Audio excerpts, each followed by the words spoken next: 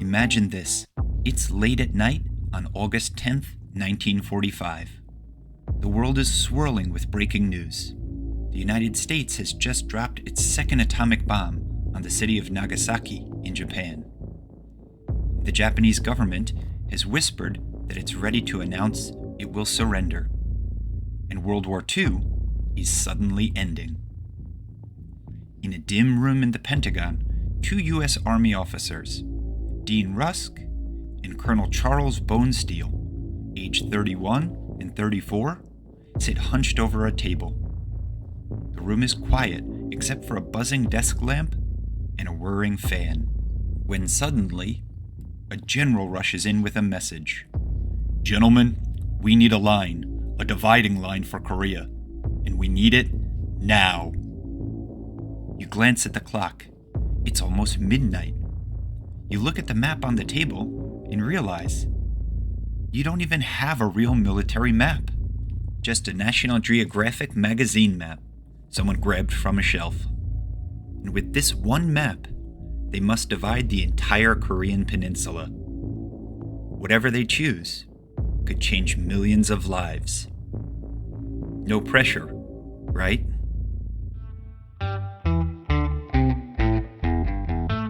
Welcome to Believe It or Not, the show where weird is real and the truth is stranger than fiction.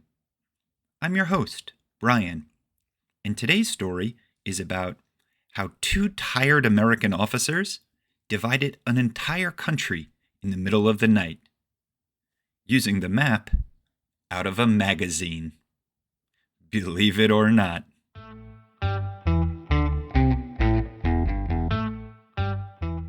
Let's go back to August 10th, 1945.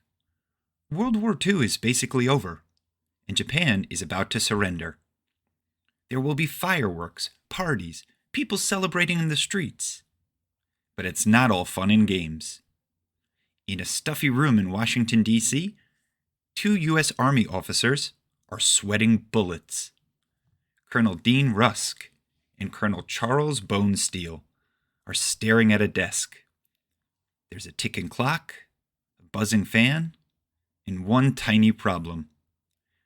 You see, the Soviet Army is racing into Korea from the north right now, and if nobody stops them, they could grab the whole country before the U.S. even lands a single soldier. A general bursts in and yells, "Guys, we need a line across Korea that says, 'Soviets stop here, Americans start here.' And we need it in the next 40 minutes. They look around for a super detailed military map. Nope, nothing. So someone runs down the hall, grabs the latest National Geographic magazine off a shelf, rips out the map of Asia, and slaps it on the table. That's it. That's the map they've got. Two guys, one magazine map, 40 minutes, and millions of lives about to be changed forever. When Japan suddenly agreed to surrender in August 1945, everything happened fast. And something surprising was happening in Korea.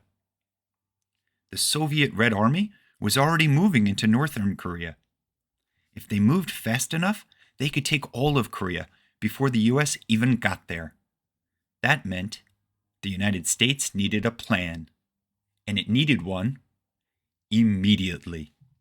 Now, you might be asking yourself, why did this even happen in the first place? Well, you see, Japan had ruled Korea for 35 years before the end of World War II. So when Japan surrendered on August 15th, 1945, Korea suddenly became free. But nobody knew who would take over. Now, Soviet tanks were already rolling south from Siberia. America was still loading ships in Okinawa, over 600 miles away. The U.S. leaders panicked. If the Soviets take everything, half of Asia might go communist. So they gave Rusk and Bonesteel the fastest homework assignment in history. Decide where the Soviets stop and where America begins. The problem was, They had no Korean experts, no time, no intelligence reports, no special maps, and most importantly, no idea if the Soviets would accept anything they proposed. So what did they do? They grabbed the only map available, a National Geographic map from the magazine's June 1945 issue. As they studied the map, a few things became clear. First, they needed to keep Seoul in the American zone.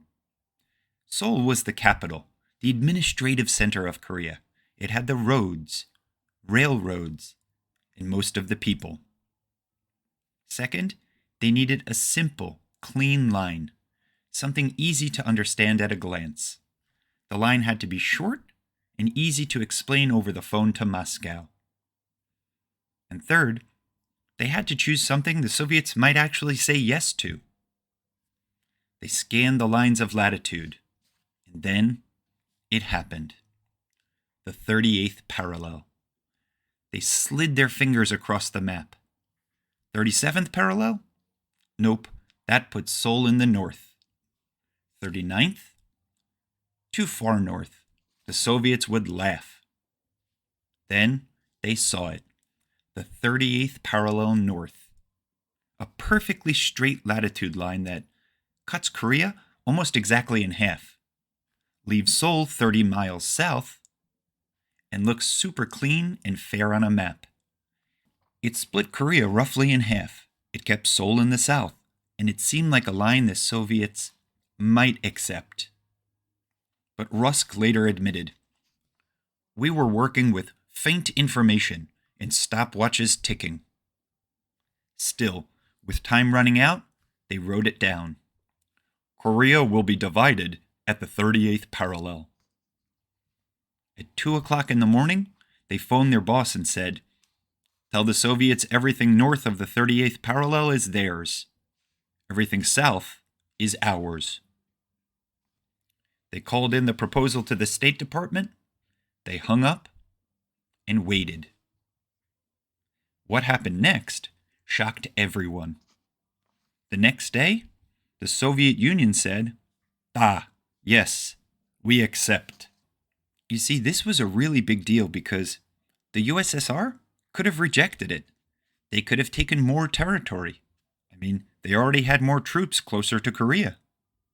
But within 24 hours, they accepted the line, exactly as written. Even Rusk later said that he was stunned, because the line Rusk and Bonesteel drew in a single night became the border between North Korea and South Korea. The 38th parallel was meant to be a short-term administrative line, nothing more. But history, it had other plans. Within 5 years, the Cold War grew. 2 separate governments formed, and the Korean War erupted. And in 1953, the DMZ was built right across that very line. Today, it's one of the most heavily guarded borders on Earth. It's visible from space, and all because of a single late-night decision made by 2 officers with 1 map and almost no time. Believe it or not, that's 100% true.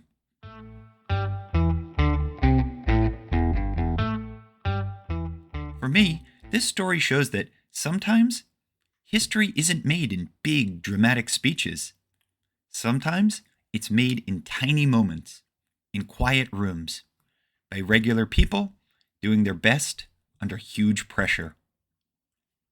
Rusk and Bonesteel didn't know their decision would shape a nation, but it did. So here's something for you to ponder.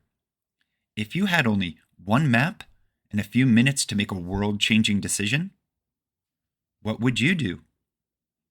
And what do you think about Rusk and Bonesteel's decision to divide Korea at the 38th parallel?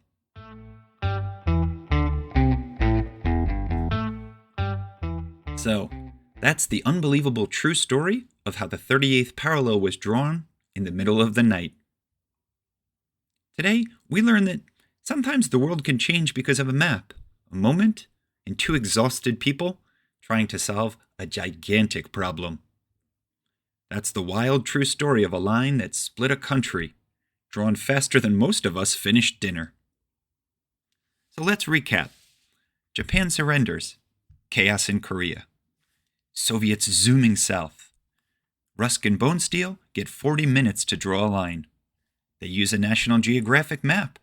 Pick the 38th parallel so Seoul stays south. Soviets shockingly say, okay. And the temporary line becomes a permanent border. I bet Rusk and Bonesteel wish they had a better road map to figure out this map. Now, before we go, here's a quick joke for you. What do you call the guy who invented the part of the map that explains what each symbol means? A real legend. Next time on Believe It or Not, we'll meet Maurice Frank and his incredible seeing eye dog Buddy, the team that changed blindness accessibility forever. Until then, keep wondering, keep learning, and remember, sometimes the truth is weirder than fiction.